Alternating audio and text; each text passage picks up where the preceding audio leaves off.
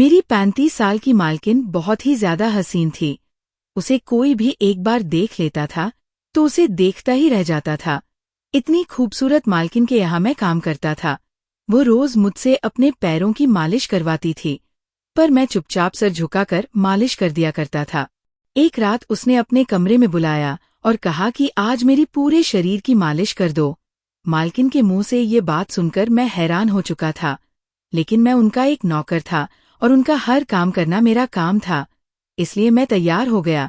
फिर मैं उनके पैरों की मालिश करने लगा, लेकिन तभी मालकिन ने मेरा हाथ पकड़कर मुझे अपने ऊपर खींच लिया, जिससे मैं भी अपने आप पर काबू ना कर सका और फिर पूरी रात बिना रुके।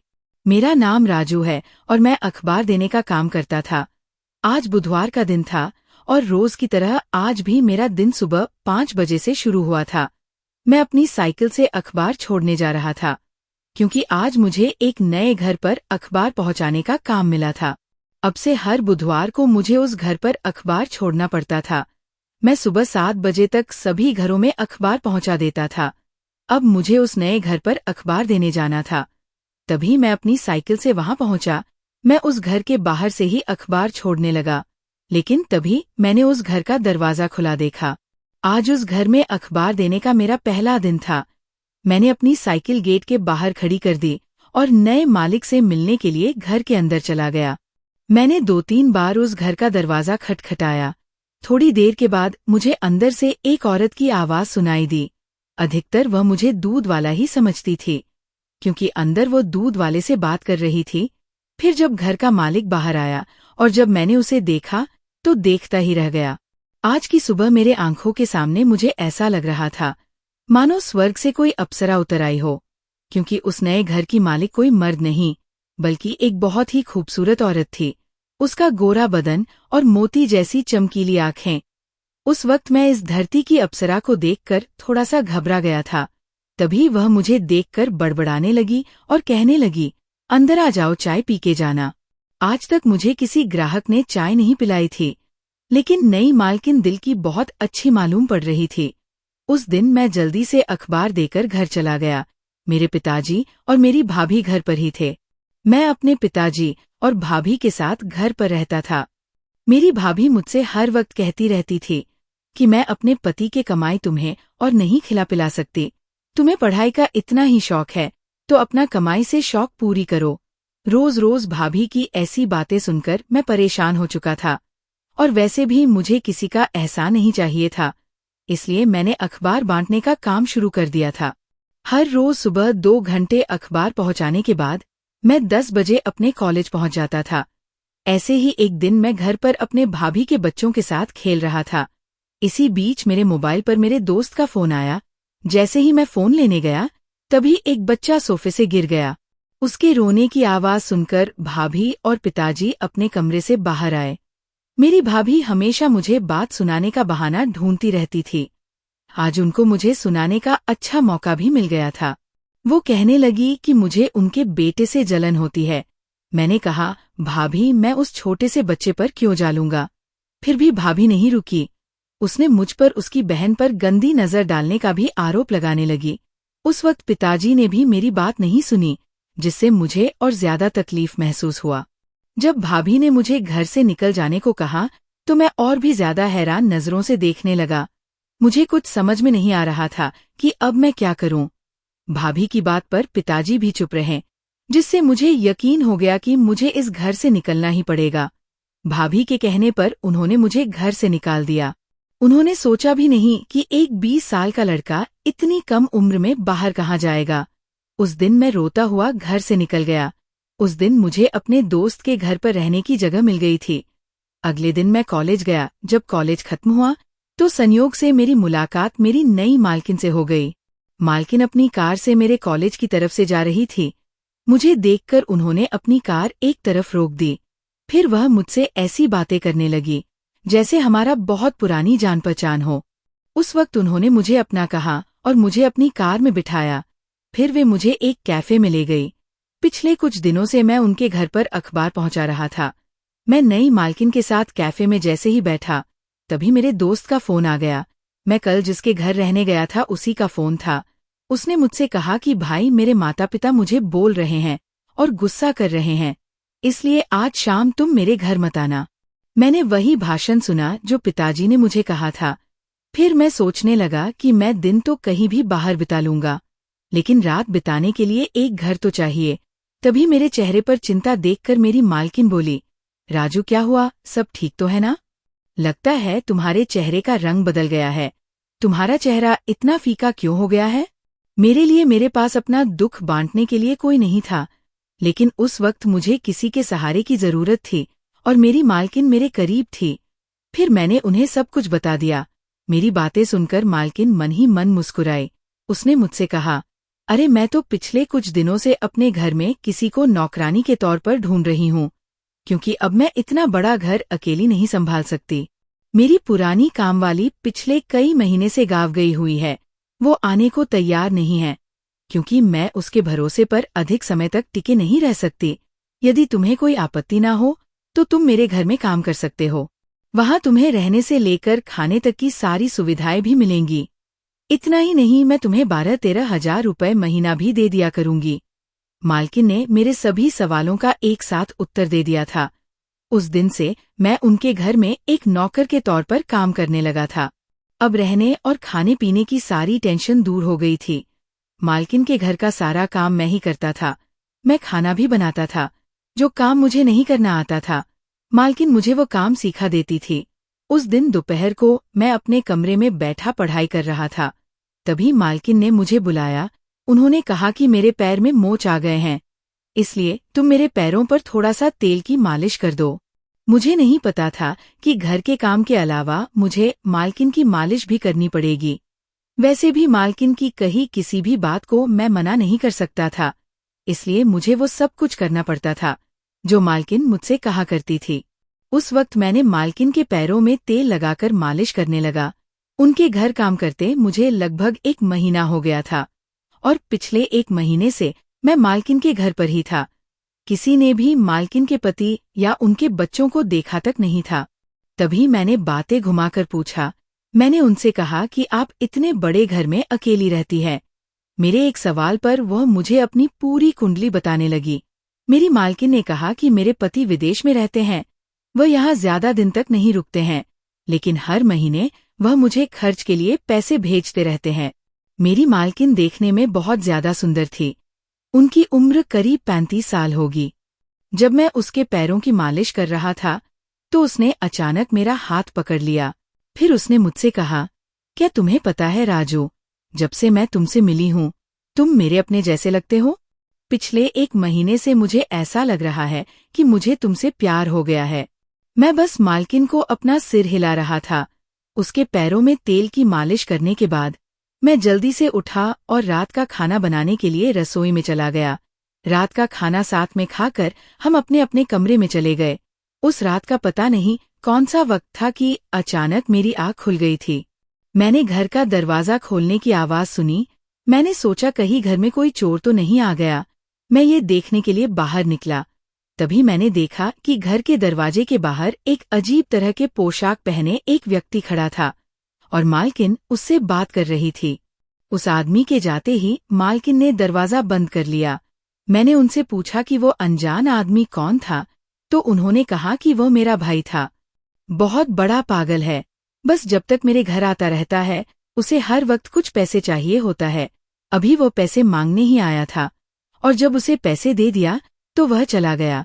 मैं खामोश होकर मालकिन की बातों को सुना और फिर अपने कमरे में जाने लगा, लेकिन उन्होंने मुझे जाने से रोक दिया और कहने लगी, अब तुम नींद से जागे हो तो तुम मेरा एक काम करो और मेरे कमरे में आ जाओ। मैं उनके कमरे में गया तो मालकिन ने मुझसे अपनी पीठ पर तेल से मालिश करने के लिए कहा। मैं उनके एहसानों तले दबा हुआ था, इसलिए मैं इनकार नहीं कर पाया। मैं उन्हें तेल से मालिश करने लगा। धीरे धीरे मेरी मालकिन मेरे साथ अजीब अजीब सी व्यवहार करने लगी। मैं ये सोचकर कि ये तो मेरा काम है, उनकी मालिश करते जा रहा था, लेकिन उस तरह की भावनाएं मेरे अंदर भी थे और उनका सुंदर शरीर देखकर मुझे अपने भावनाओं पर काबू कर पाना बहुत मुश्किल हो गया था। लेकिन मुझे अपने नौकरी खोने का डर था, इसलिए मैं अपनी भावनाओं पर किसी तरह काबू किया। वह मेरे लिए किसी कयामत से कम नहीं थी। लेकिन फिर भी मैं किसी तरह उस रात को गुजार दिया। अगले दिन मैं मालकिन के काम की वजह से कॉलेज नहीं जा सका। उस दिन दोपहर को मैं अपने कमरे में बैठा हुआ उसी के बारे में सोच रहा था। तभी मालकिन मेरे कमरे में आ गई। उसके हाथ में एक बड़ा सा बॉक्स था। उन्होंने उस बॉक्स से एक बड़ा सा टैब निकाला। फिर उन्होंने कहा कि ये टैब मैं तुम्हारे लिए खरीद कर लाई हूँ। कभी कभी तुम कॉलेज नहीं जा पाते हो, इसलिए तुम इसका इस्तेमाल करके रूम पर ही पढ़ाई कर सकते हो। फिर मालकिन मुझे क्लास के बारे में बताने लगी, लेकिन थोड़े ही देर के बाद उन्होंने उस टैब में तरह तरह के फोटो देखना शुरू कर दिए। वे मुझे उस तरह के महिलाओं की अजीब तस्वीरें दिखा रही थी, जिससे मेरे अंदर फिर से वैसी भावनाएं भड़कने लगी। मैं यही नहीं सोच पा रहा था कि आखिर मालकिन मुझसे चाहती क्या है। आखिर मेरे साथ इस तरह के हरकतें करती है कि मुझे अपने आप पर काबू कर पाना मुश्किल हो जाता है। खैर, उन फोटो को दिखाने के बाद मालकिन ने मुझसे कहा कि राजू, अब जो फोटो मैंने तुम्हें दिखाए हैं वो तुम्हें कैसा लगा? ये कपड़े मुझ पर कैसे लगेंगे? उसकी बात पर मैंने कहा कि हाँ, आप बहुत ही अच्छी लगोगी। लेकिन मुझे नहीं पता था कि मेरी बातों का उन पर इतना असर होगा। वह अपने कमरे में गई और उस कपड़े को पहनकर मेरे सामने आ गई। मालकिन को ऐसे कपड़ों में देखकर मैंने अपनी नजरें झुका लिया। वह मुझसे पूछ रही थी कि मैं इन कपड़ों कैसी दिख रही हूँ। मैंने अपनी नजरें ली थी, लेकिन फिर भी मालकिन मुझे अपनी ओर देखने के लिए बार बार मजबूर करने लगी। लेकिन जब मैंने अपनी नजरें उठाकर उसकी तरफ देखा तो मैं देखता ही रह गया, क्योंकि वो काली रंग के गाउन में काफी बोल्ड लग रही थी। वो बिल्कुल भी 35 साल की नहीं लग रही थी। मेरी मालकिन की शरीर की बनावट बहुत अजीब थी। काली ड्रेस में मालकिन का गोरा रंग ज्यादा झलक रहा था। फिर मालकिन मेरे कमरे में शीशे के सामने खड़ी हो गई और उन्होंने मुझे अपने पीछे खड़ा कर लिया। फिर उसने मेरा हाथ पकड़कर अपनी कमर पर रख दिए। अब मालकिन ने कहा कि अब तुम्हें कैसा महसूस हो रहा? उस वक्त मैं उनको क्या जवाब देता? मेरे अंदर कई हजार वोल्ट का करंट दौड़ रहा था, जिसे मैं शब्दों में बयां नहीं कर सकता। वो जिस तरह की हरकतें वह कर रही थी, उससे मैं बिल्कुल ही घबराया हुआ था, क्योंकि एक तरफ मेरे अंदर की भावनाएं थी जो मुझे बेचैन कर रहा था, और दूसरी तरफ मेरी नौकरी जाने का डर था, क्योंकि अपने घर से निकाले जाने के बाद मैं यहाँ से अब निकलना नहीं चाहता था, क्योंकि मुझे यहाँ रहने खाने की हर सुविधा मिल रही थी। तभी मालकिन कहने लगी कि राजू, मैं अब कैसी लग रही हूँ? फिर मैंने मालकिन से कहा कि आप इस ड्रेस में बेहद खूबसूरत लग रही हैं। आपको ये खूबसूरती अपने पति को दिखानी चाहिए। ये देखकर आपके पति फौरन विदेश से दौड़ते हुए आ जाएंगे। इतना कहते ही मालकिन ने अपना मुंह फुलाकर बिस्तर पर जाकर बैठ गई। थोड़ी देर बाद मालकिन ने कहा, मेरे पति को मैं वीडियो कॉल करके उसे कुछ दिखाऊं, इससे उन्हें कोई फर्क पड़ेगा क्या? वो बिल्कुल भागा मेरे पास चला जाएगा। मैंने कहा कि मालकिन, ऐसा नहीं होगा, आप खूबसूरत है, लेकिन आपके पति को आपसे ज्यादा जरूरी है उनका काम। फिर मेरी मालकिन ने मुझसे कहा, मेरी उम्र अब लगभग 35 साल हो गई है, लेकिन फिर भी मेरे पति बच्चे के बारे में सोचने को तैयार नहीं हैं। अब मुझे बच्चा भी नहीं चाहिए, क्योंकि मुझे भी अपनी जिंदगी अकेले जीने की आदत हो गई है। अब मुझे तुम्हारे जैसे एक लड़के की जरूरत है, जो मुझे वो खुशी दे सकें, क्योंकि मैं एक औरत हूँ, वो उम्र के ऐसे पड़ाव पर हूँ जहाँ मुझे एक मर्द की जरूरत है। लेकिन ये बात मेरे पति नहीं समझ सकते, क्योंकि अगर वो ये बात समझते तो आज मुझे ये दिन देखना नहीं पड़ता, ना ही मैं किसी पराये मर्द की तलाश करती। इतना कहते कहते मालकिन की आंखों में आंसू आ गए। फिर उसने कहा कि राजू, मैं जानती हूँ तुम मुझे बिल्कुल भी निराश नहीं करोगे। उस वक्त मुझे ऐसा लग रहा था जैसे मालकिन धीरे धीरे मुझे बिगाड़ रही है। तब से वह मेरे सामने आधे कपड़ों में बड़ी शान से बैठी सिग्नल दे रही थी, लेकिन अब धीरे धीरे उनको ऐसे देखकर मैं अपना होश खोने लगा था। तभी मैं अपनी मालकिन को बहाना बनाकर उस कमरे से बाहर चला गया। मुझे पता था कि अगर मैं यहाँ कुछ देर रुकूंगा तो शायद अपने आप पर काबू करना और ज्यादा मुश्किल हो जाएगा। उस रात जब मैं किचन में खाना बना रहा था तो मालकिन किचन में आ गई। मैंने पहले दूध गर्म करके पहले ही रख दिया था। उसके बाद फिर नीचे जमीन पर सब जी काटने के लिए बैठा हुआ था, लेकिन कौन जानता था कि मालकिन उस गर्म दूध को कहाँ रखने जा रही थी। मालकिन दूध का बर्तन उठा लिया, लेकिन जैसे ही बर्तन को नीचे रखने जा रही थी, तभी उनके हाथों से गर्म दूध मेरे पैरों पर गिर गया। गर्म दूध इस तरह नीचे गिरा कि मेरा पूरा पैर ऊपर से लेकर नीचे तक जल गया। पैरों की जलने की वजह से मैं बहुत जोर जोर से रोने लगा था। फिर मालकिन ने मेरे कपड़े ढीले कर दी और वह मुझे अपने कमरे में लेकर गई। उन्होंने मेरे पैरों पर गिरा हुआ सारा दूध साफ किया और मेरे पैरों पर क्रीम लगाना शुरू कर दिया। उस वक्त मैं मालकिन के सामने एक छोटी सी पैंट में लेटा हुआ था, लेकिन मैंने इस पर बिल्कुल भी ध्यान नहीं दिया। मेरा ध्यान उस दर्द पर था जो मैं अनुभव कर रहा था। मैं उसकी आंखों से बता सकता था कि उसके मन में अभी भी क्या है। लेकिन तभी वह मेरे पैरों पर क्रीम लगाते हुए कहने लगी, राजू, मेरी वजह से तुम्हें कितना कष्ट सहना पड़ रहा है। मैं वास्तव में बहुत मूर्ख हूँ, मैं कुछ नहीं कर सकती। वह खुद को कोसे जा रही थी। फिर मालकिन अपने ही हाथ में उन्होंने अपने गालों पर जोर जोर से चाटा मारने लगी। ये देखकर मुझे बहुत बुरा लग रहा था। तब मैंने उनका हाथ पकड़ लिया। फिर मैंने कहा कि जो हुआ उसमें आपकी कोई भी गलती नहीं है। जो होने वाला है उसे हम बदल नहीं सकते। उस वक्त मालकिन की आंखों में आंसू थे। तभी मैं उनके आंख से बहता हुआ आंसू पोंछने लगा। फिर धीरे धीरे हम एक दूसरे के करीब आ रहे थे और फिर मालकिन और मैं एक दूसरे से लिपट गए। लेकिन जैसे ही मालकिन का हाथ मेरे पैर पर पड़ा तो मेरे मुंह से एक आवाज निकली और मैं अपनी ही आवाज से जाग गया। मैं 20 साल का लड़का था और वह 35 साल की औरत थी। मैं ऐसी कल्पना कभी नहीं कर सकता था। उस वक्त मेरा दर्द देखकर मालकिन मुझसे दूर हो गई, लेकिन जब रात को मालकिन मेरे लिए दूध लेकर आई तो फिर से उन्होंने मेरे पैरों पर क्रीम लगाने शुरू कर दिए। मेरे पैर अब बहुत ज्यादा दर्द करने लगा था। रात को दूध पीने के बाद मुझे कुछ ही देर में नींद आ गई, लेकिन मालकिन काफी देर तक मेरे पैरों के पास बैठी रही। फिर मैं तुरंत सो गया। अगले कुछ दिनों के बाद मेरे पैर को कुछ आराम मिला। पिछले कई दिनों से मालकिन ने मेरी अच्छी देखभाल की थी और यही कारण है कि मेरा पैर इतनी जल्दी ठीक हो गया था। जैसे ही मेरा पैर ठीक हुआ, मालकिन मेरे बहुत करीब आ गई। हालांकि मैं अब ठीक हो गया था, फिर भी वह मुझे हर रात दूध पीने को देती थी। उसी शाम को मालकिन ने मुझे अपने कमरे में बुलाया। मैं उनके कमरे में गया तो वो सिर्फ तौलिया लपेटे हुई थी, जिसे देखकर मुझे बहुत अजीब सा लगने लगा था। फिर मेरे दिमाग में वही भावनाएं हावी होने लगा था, लेकिन मेरी मजबूरियां मुझे ऐसा कुछ करने की इजाजत नहीं दे रही थी। फिर मैंने देखा कि उसने अपने बिस्तर पर कुछ साड़ियां रखी हुई थी। उसने मुझसे कहा कि राजू, आज मैं तुम्हारी पसंद की साड़ी पहनना चाहती हूँ। मैं कुछ देर के लिए बाहर जाना चाहती हूँ, इसीलिए आज मैं तुम्हारी पसंदीदा साड़ी पहन कर जाना चाहती हूँ। फिर मैंने उन साड़ियों में से एक साड़ी उनको चुनकर दिया। यहाँ तक कि जब वो साड़ी पहन रही थी तब भी कई बार मुझे अपने कमरे में बुलाई। आज मालकिन का व्यवहार ऐसा था मानो उसने आज पहली बार साड़ी पहनी हो, क्योंकि वह मुझसे बहुत मदद ले रही थी। आज मैंने मालकिन को पूरी साड़ी पहनाया था। साड़ी पहनने के बाद मालकिन ने मुझसे कहा, मैं कैसी लग रही हूँ राजू? मुझे मालकिन हमेशा की तरह आज भी बहुत अच्छी लग रही थी, इसलिए मैंने कहा कि आप बहुत ही हसीन लग रही है। ये सुनते ही मालकिन बिना सोचे मुझे अपने गले से लगा लिया। फिर मालकिन ने अपने फोन में हम दोनों की कुछ फोटो खींच ली। मुझे आश्चर्य हो रहा था कि वो क्या करने की कोशिश कर रही थी। तब मैंने उनसे कहा कि मालकिन, मैं अभी 20 साल का हूँ और आप मेरे साथ ये क्या कर रही है?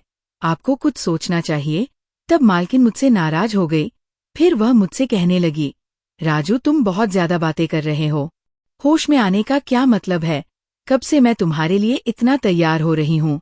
आज का दिन मेरे लिए बहुत खास दिन है, क्योंकि आज मेरा जन्मदिन है और आज तुम मुझे बिल्कुल भी परेशान नहीं करोगे। फिर वह अपने कमरे में मेरा हाथ पकड़कर ले गई और टीवी पर गाने चलाने लगी। वो मेरा हाथ अपनी कमर पर रखकर डांस करने लगी। उनके साथ डांस करते वक्त अचानक मेरा पैर फिसल गया और मैं जोर से जमीन पर गिर पड़ा। जैसे ही मैं नीचे गिरा तो मेरी हाथों में दर्द होने लगा। फिर मालकिन मुझे अपने बिस्तर पर ले गई और मेरे हाथ की मालिश करने लगी, लेकिन वो मालिश करते करते वैसी हरकतें करने लगी जिससे वो खुद पर काबू करना कर सकी। तब मैं उनके सामने कुछ नहीं कर सका, इसलिए मैं चुपचाप उसका साथ देते रहा और फिर कुछ ही देर में मैंने अपनी आंखें बंद कर ली थी, लेकिन मुझे नींद नहीं आ रही थी। कुछ देर बाद उसका हाथ मेरे हाथ पर से हट गया। फिर मैंने अपनी आंखें खोली, लेकिन कुछ ही देर में मैंने मालकिन को अपने कमरे के दरवाजे से हाथ में दूध का गिलास लेकर अंदर आते देखा। उन्होंने मुझे अपने हाथों से वो दूध पिलाया। दूध पीने के बाद उसने मुझसे कहा, मैं देखना चाहती थी कि तुम्हारा जला हुआ पैर ठीक हो गया है या नहीं। मालकिन ने मेरे पैरों के पास से कपड़े ढीले कर दिए। उस वक्त मेरे जले हुए पैर में दर्द होना कम हो गया था, लेकिन उस पैर का घाव अभी पूरी तरह से ठीक नहीं हुआ था। फिर मालकिन प्यार से मेरे पैरों और हाथों पर अपना हाथ फेरने लगी। जैसे जैसे उसका हाथ मेरे शरीर पर घूम रहा था, वैसे वैसे मेरे रोंगटे खड़े हो रहे थे। तभी मेरी नींद खुल गई और मैं जाग गया। मैं अगली सुबह उठा तब मैं मालकिन के कमरे में था। मैं बिस्तर से उठकर नहाने के लिए बाथरूम में चला गया तो मैंने अपने चेहरे और गर्दन पर अजीब से निशान देखा, जिसे देखने के बाद मुझे बड़ी हैरानी हो रही थी। कुछ इसी तरह दिन बीतते गए और मैं इसे नजरअंदाज करता रहा, ये सोचकर कि ये मेरी गलत ही रही होगी।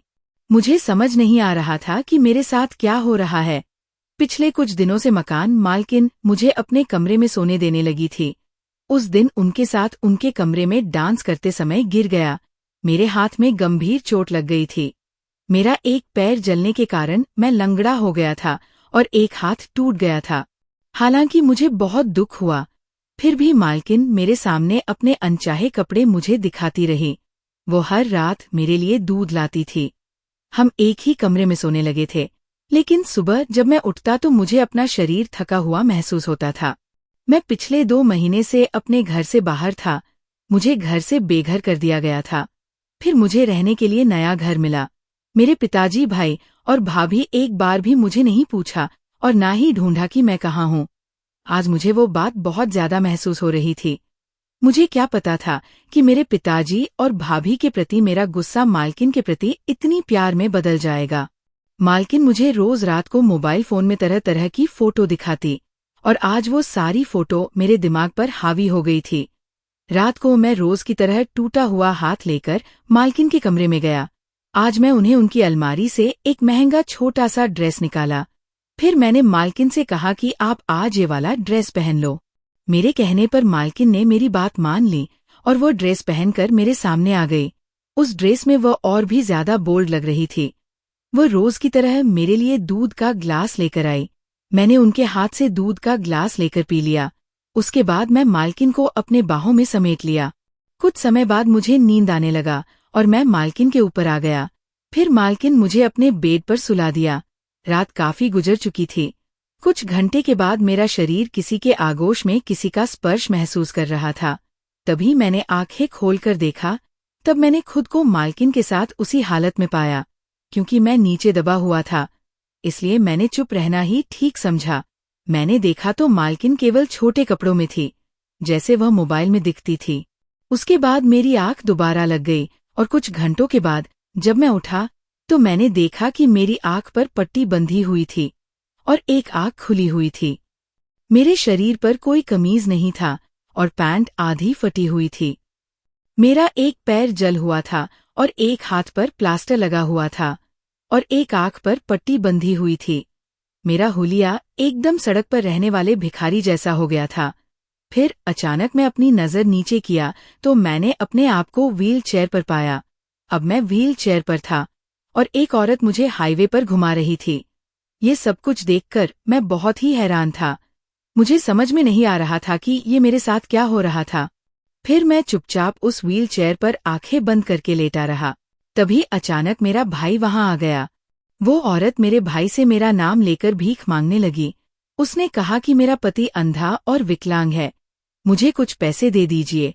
फिर मेरे भाई ने उस औरत को पकड़ लिया। जैसे ही उन्होंने उसे पकड़ा तो मैंने भी अपनी आंखें खोल दी। उसके बाद मैं अपने भाई को मालकिन के घर लेकर गया। सुबह 4 बजे मैंने मालकिन के घर की घंटी बजाई। रात को वो जो खेल खेला था, अब भी वो उसी ड्रेस में थी जो मैंने कुछ देर पहले ही उनकी ड्रेस उतारी थी। खैर मालकिन मुझे देखकर चौंक गई।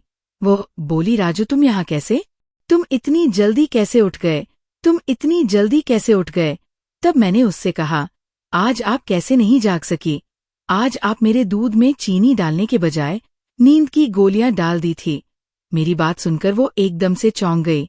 मालकिन ने जब मेरे पैरों पर दूध गिरा दिया था, तभी से मैंने उन पर नजर रखना शुरू कर दिया था।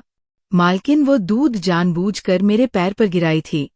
मेरे साथ भी वो सब कुछ जानबूझकर कर रही थी। वो जानबूझकर मुझे अपनी नजदीक आने दे रही थी। उन घावों ने मुझे पूरी तरह से लाचार और बेबस बना दिया था। मैं उन्हें अपने दूध में गोलियां मिलाते हुए देख लिया था। मालकिन को नहीं पता था कि मैं साइंस का छात्र हूँ। उन्हें वह दवा की बोतल कभी नहीं मिली जो मैंने छुपाई थी। मैंने टेबलेट एक तरफ रख दी और उसमें शुगर फ्री टेबलेट डाल दी। मेरे भाई के साथ आई महिला ने मालकिन के कान के नीचे एक तमाचा जड़ दिया। फिर मालकिन ने सच बताना शुरू कर दिया। उसका पति विदेश में नहीं था। जिस आदमी को उसने मुझे अपने भाई के रूप में परिचय कराया था, वही उसका पति था। वो पागल नहीं था। मालकिन और उसका पति मिलकर बच्चों की तस्करी करते थे। ये बच्चों को विकलांग बनाकर उससे भीख मंगवाते थे। मालकिन मुझे भी विकलांग बनाने की कगार पर थी। रात में मुझे दूध में नशीली दवा दिया जाता था और बेहोशी की हालत में मुझसे भीख मंगवाई जाती थी। मैंने समय रहते अपने भाई की मदद ले ली, इसलिए आज मैं बच गया। मैंने समझदारी से अपना मोबाइल अपने साथ ले लिया था। मेरे भैया एक पुलिसकर्मी थे, ने मुझे ट्रैक किया और उसके पति को गिरफ्तार कर लिया गया। मेरे भैया ने मुझसे कहा कि राजू, तुमने आज बहुत बहादुरी का काम किया है। उन्होंने आगे कहा कि राजू, इतनी छोटी सी बात पर गुस्सा करना मेरी गलती थी। मैंने तुम्हें बाहर जाने के लिए कहा, लेकिन तुम्हें घर आ जाना चाहिए था। तुमको कहाँ का नहीं ढूंढा, पर तुम मिले ही नहीं। तुम्हें कभी भी परेशान नहीं होना चाहिए। ये बाहरी लोग सिर्फ फायदा उठाने के लिए बैठे हैं और ऐसे हजारों लोग फायदा उठाने वाले मिलेंगे। केवल तुम्हारे घर वाले ही तुम्हारे बारे में अच्छा सोच सकते हैं। एक बात हमेशा याद रखना, हमारा परिवार हमारी ढाल है। अब कभी ऐसा बेवकूफ़ी मत करना। मेरे भैया ने जो कुछ मुझे समझाया उसका मुझे अच्छे से एहसास हो गया था कि वे क्या कहना चाहते हैं। भैया ने मुझे अपने गले से लगा लिया। फिर मैंने भैया से वादा किया कि आज के बाद मैं कभी घर से बाहर नहीं निकलूंगा। दोस्तों, इस दुनिया में कुछ लोग इतना हद तक गिर जाते हैं कि उन्हें खुद ही नहीं मालूम चलता है कि वो क्या कर रहे हैं, लेकिन जब तक उसे एहसास होता है तब तक वो सारे हदों को पार कर चुका होता है। कहते हैं कि भगवान ने जब आपको एक अच्छा इंसान बनके भेजा है तो वो अच्छा बनाना क्यों नहीं चाहता है। अगर वो सही रास्ते पर चले तो उसे कुछ गलत करने की जरूरत ही नहीं पड़ेगी। दोस्तों, ये कहानी आपको कैसी लगी हमें कमेंट में जरूर बताएं। यदि आपने अभी तक हमारा चैनल सब्सक्राइब नहीं किया है तो चैनल को सब्सक्राइब करके बेल आइकन को जरूर दबाएं। धन्यवाद।